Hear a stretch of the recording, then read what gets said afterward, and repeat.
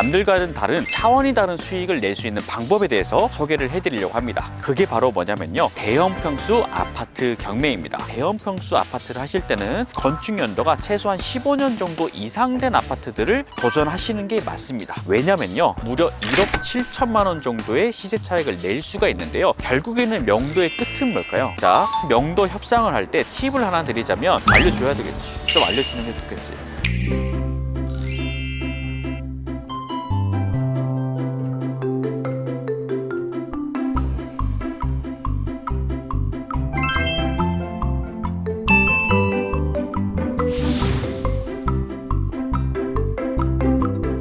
네, 안녕하세요. 딱 쉬운 경매 딱쌤입니다. 오늘은 제가 경기도 김포에 나와 있습니다. 아파트를 소개를 해드리려고 하는데요, 일반적인 아파트를 소개해드리려고 하는 것은 아닙니다. 여러분들이 아파트 경매 많이 도전하시고 경쟁률에 가들짝 놀라기도 하실 텐데요, 실제 아파트 경매 입찰하는 입찰 경쟁을 살펴보면 적게는 20명, 많게는 30명, 40명까지도 입찰을 합니다. 특히나 공시가격 1억 이하의 저렴한 아파트 같은 경우에는 기본이 30명씩 입찰하는 게 흔한 일이 되어버렸는데요, 보통 우리가 공시가 1억 이하의 아파트를 도전했을 때 단기 매도를 하면 실제 나한테 떨어지는 수익은 얼마나 되는지 혹시 아시나요? 거의 대부분 저희가 평균을 내어보니까 순수익으로 300에서 400만 원 정도 남는 경우가 거의 대다수입니다. 물론 우리한테 300만 원, 400만 원 정도의 수익도 큰 돈일 수 있겠지만 우리가 경매를 하는데 그 정도의 수익은 조금 더 넘어서는 게 우리의 목표가 될 수도 있겠습니다. 그래서 오늘 남들과는 다른 차원이 다른 수익을 낼 수 있는 방법에 대해서 소개를 해드리려고 합니다. 자, 우리가 조금 더 다른 경매를 하기 위해서는 권리 분석적으로 좀 독특하거나 아니면 임차인의 보증금이 미상이라든지 가장임차인이라든지 이런 독특한 물건을 도전하셔야 되는데요, 실제로 그런 물건이 아니라 단순히 권리 분석상 하자가 없더라도 경쟁이 낮은 그런 경매가 있습니다. 그게 바로 뭐냐면요, 대형 평수 아파트 경매입니다. 실제로 제가 한 2달 전, 3달 전쯤에 남양주에 있는 아파트 물건을 소개하면서 요새는 대형 평수로 한번 옮겨서 여러분들의 시야를 확장하는 게 좋겠다라고 설명을 해드린 뒤로 대형 평수에 관련된 이야기를 많이 해주시더라고요. 그래서 제가 다시 한번 정리 삼아서 정말 아파트 경매인데 단기 매도를 할 수 있으면서 경쟁률을 떨어뜨릴 수 있는 방법에 대해서 정리를 한번 해드리려고 합니다. 자, 우선 아파트 대형 평수라는 거에 대한 개념을 먼저 잡아야 되는데요, 국민 평형대라고 하는 전용 면적 85제곱미터를 초과하는 평형대의 아파트들을 우리가 대형 평수 아파트라고 합니다. 그런데 왜 이 대형 평수 아파트가 경쟁률이 더 적을까요? 그 이유는 단기 매도를 할 때 우리가 매매사업자를 반드시 이용해서 절세를 해야 되는데요, 국민평형 아래 85제곱미터 이하의 물건을 할 때는 매매사업자의 부가세가 발생이 되지가 않습니다. 하지만 85제곱미터를 초과하는 아파트를 매도할 때는 매매사업자 절세하는 것과 더불어서 부가세 10%가 추가로 납부를 해야 되는 상황이 발생이 되게 됩니다. 그러다 보니까 우리가 조금이라도 수익을 높이기 위해서 도전하는 건데 부가세 10%가 부담이 될 수도 있거든요. 그러다 보니까 많은 사람들이 85제곱미터를 초과하는 아파트들은 도전하지 않고 넘기는 경우가 대다수입니다. 그리고 대형 평수 아파트에 대한 수요층은 명확하기 때문에 거래가 쉽게 이루어지지는 않는 게 현실이기도 하거든요. 에이, 그러면 난 도전하지 않을 거야 라고 하는 분들이 거의 대다수라는 거죠. 하지만 우리가 아파트 경매로 조금 더 큰 수익을 내기 위해서 이게 오히려 하나의 전략이 될 수 있다는 사실을 말씀을 드리고 싶습니다. 자, 일단은 우리가 부가세 10%를 계산하는 방법을 알아야 되는데요, 이 부분은 이 영상에서 다 담기에는 조금 길어질 수 있기 때문에 제가 따로 링크를 하나 걸어둘게요. 그 영상을 보고 따라만 하신다 하시더라도 여러분들이 충분히 부가세 10% 계산하는 거는 스스로 해볼 수 있을 거라고 생각합니다. 자, 우선은 우리가 대형 평수 아파트의 경쟁률부터 한번 체크를 해봐야 됩니다. 우리가 일반적인 아파트 경매 같은 경우에는 경쟁률이 20명에서 30명이라고 얘기했잖아요. 근데 대형 평수 아파트는 몇 명 정도 들어오냐면 10명 이내, 5명 이내인 경우가 거의 대부분입니다. 그래서 이 아파트 경매를 할 때 이렇게 특수한 분야로 넘어가게 되면 우리가 수익을 많이 낼 수 있다는 장점이 있겠죠. 게다가 오늘 제가 소개해드릴 이 물건은요, 시세 대비 무려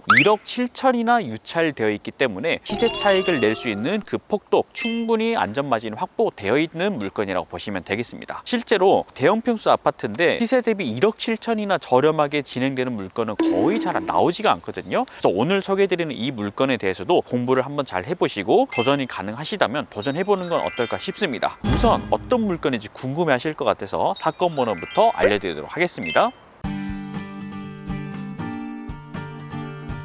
2024 타경 51446번입니다. 경기도 김포시 장기동에 위치한 아파트고요. 전용 면적은 29평형 98제곱미터로서 85제곱미터를 초과합니다. 최초 감정가는 6억 1200인데요. 현재 2회나 유찰돼서 49%인 2억 9988만원, 즉 3억에 시작을 하고 있습니다. 그러면 지금 감정가에 대비해서 거의 3억 가까이 유찰이 된 상황인데요. 여기서 제가 하나 알려드려야 될 거는 감정가는 시세일까요? 아닐까요? 절대 시세가 아니라는 것입니다. 현재 지금 감정가가 6억 1000만원에 잡혀 있는데요. 실제 이 아파트에 같은 평형대 거래되는 게요, 4억 7천에서 4억 8천 선에 실거래가 이루어지고 있습니다. 자, 이것만 보더라도 우리가 경매를 할 때 단순히 감정가만 보고 들어가는 거는 절대 하지 말아야 될 일이다 라는 거를 한번 여러분이 체크하셨으면 좋겠습니다. 먼저 이 아파트에 대해서 소개를 먼저 해드리고 싶습니다. 현재 이 아파트는요, 김포 골드노선 장기역에서 걸어서 약 10분 정도 위치해 있는 아파트입니다. 10분 정도면 조금 먼 거 아니야? 라고 생각하시겠지만 다행히도 바로 앞에 서울로 갈 수 있는 광역버스 정류장도 위치해 있기 때문에 우리가 꼭 지하철만 이용하는 게 아니라 버스도 이용할 수 있다는 사실 여러분들이 염두에 두셨으면 좋겠고요. 이 아파트 단지는 현재 대형평수 단지로만 이루어져 있습니다. 그러다 보니까 한강신도시 전체에서 대형평수를 수요로 하는 분들의 딱 맞는 아파트라고 보시면 될 것 같습니다. 단지 조경들도 굉장히 잘 되어 있는데요. 동간 거리도 굉장히 넓고요. 조금 더 쾌적한 느낌이 많이 드는 것도 사실입니다. 돌아보도록 하겠습니다. 2008년도에 지어졌어요.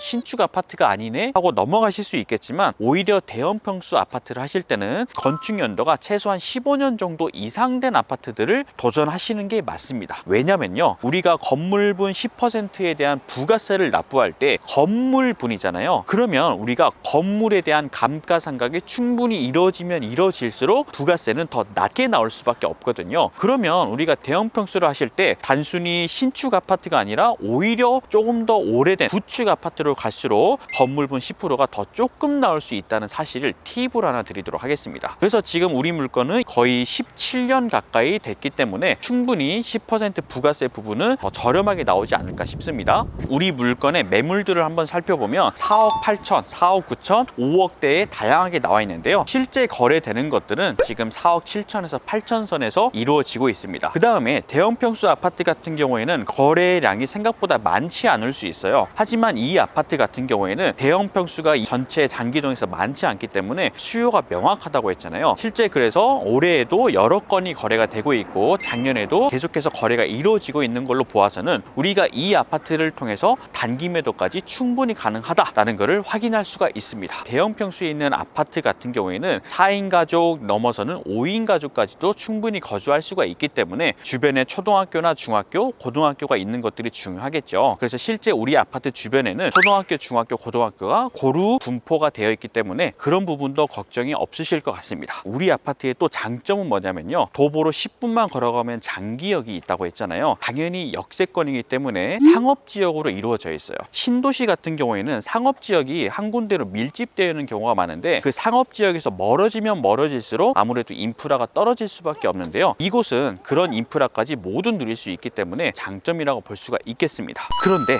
제가 장점만 얘기 드리면 안 되겠죠. 단점도 분명히 존재합니다. 아무래도 이 김포 장기동이 서울까지의 거리가 조금 멀 수는 있습니다. 우리가 골드노선을 타신 분들은 아마 아실 거예요. 지옥철이라고도 불리거든요. 뉴스에도 났는데 골드노선의 혼잡률이 전국 1위를 찍은 적이 있대요. 그만큼 많은 분들이 이곳에 있는 노선을 이용할 때 출퇴근하실 때 어려움은 조금 있을 수 있겠구나 라는 것이 첫 번째 단점이 될 수 있고요. 그 다음에 두 번째로는 지금 촬영 중에도 비행기가 꽤 많이 날아다니고 있어요. 그래서 소음이 조금 발생할 수 있다는 점, 실제 거주하시는 분들은 이제 적응이 되면 괜찮겠지만 처음 임장 오셨을 때 이런 소음 부분 때문에 거래가 되지 않을까 고민하실 수는 있겠죠. 하지만 충분히 거래는 잘 이루어지고 있으니까 그 부분까지 참고하시면 좋을 것 같습니다. 이 물건의 권리 분석도 우리가 한번 해봐야 되겠죠. 여러분들 권리 분석 잘할 자신이 있으신가요? 한번 맞춰보겠습니다. 임차인 현황을 살펴보니까 임차인이 없으면 전부를 소유자가 점유를 사용합니다 라고 적혀 있어요. 이럴 때는 우리가 권리 분석 할 게 있을까요? 없을까요? 없죠?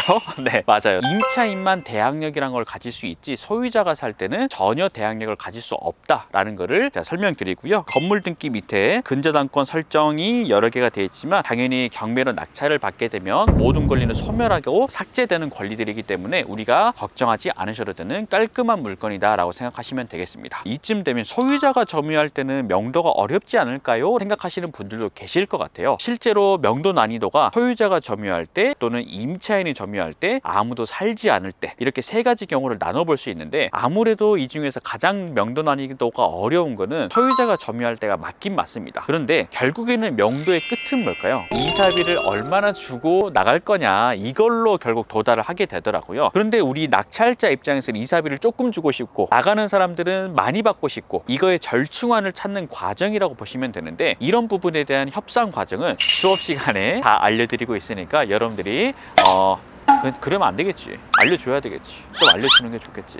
자, 명도 협상을 할 때 팁을 하나 드리자면 여러분들이 두 가지 중에 하나만 주셔야 된다는 거예요. 시간과 돈입니다. 시간을 주면 우리가 돈을 주면 안 되고요. 돈을 주면 시간을 많이 주면 안 됩니다. 그런데 어떤 분들은 충분히 기다려 드릴게요 하면서 마지막에 이사비까지 지급하는 분도 많이 계시거든요. 절대 그렇게 해서는 안 되고요. 어떻게 협상을 하는지에 대한 부분도 잘 고려를 해서 도전을 하셔야 될 것 같습니다. 자, 현재 이 물건의 관리비 미납 부분도 체크를 해봤는데요. 4월 4일달 기준으로 180만 원이 미납이 되어 있습니다. 실제로 소유자가 점유를 하고 있지만 이 정도를 미납을 했다라고 한다면 이 관리비 부분을 가지고 이사비 조율을 한번 해보는 것도 하나의 팁이 될 수가 있을 것 같습니다. 그런데 이 관리비 미납 부분도 공용 부분에 대한 관리비 최근 3년치에 대한 부분만 관리사무소에 얘기를 하시면 그 부분에 대한 내용만 따로 정리를 해주세요. 그러면 실제로 우리가 내는 비용은 조사된 내용보다 훨씬 더 적을 수 있다라는 것을 팁으로 하나 드리도록 하겠습니다. 그러면 우리가 수익이 어느 정도 날지도 한번 계산을 해보도록 할 텐데요. 제가 아까 초반부에 설명드렸던 것처럼 4억 7천에서 8천 정도의 매매가 이루어지고 있습니다. 우리가 4억 7천의 매도가 가능하다는 가정하에 현재 최저가 기준으로 3억이니까 무려 1억 7천만 원 정도의 시세 차익을 낼 수가 있는데요. 물론 우리가 최저가의 낙찰을 받을 수는 없겠지만 적절한 입찰가를 산정해서 들어간다 하더라도 그래도 1억 정도의 시세 차익은 낼 수 있다는 게 너무 큰 장점이 되겠습니다. 이 물건은 대형 평수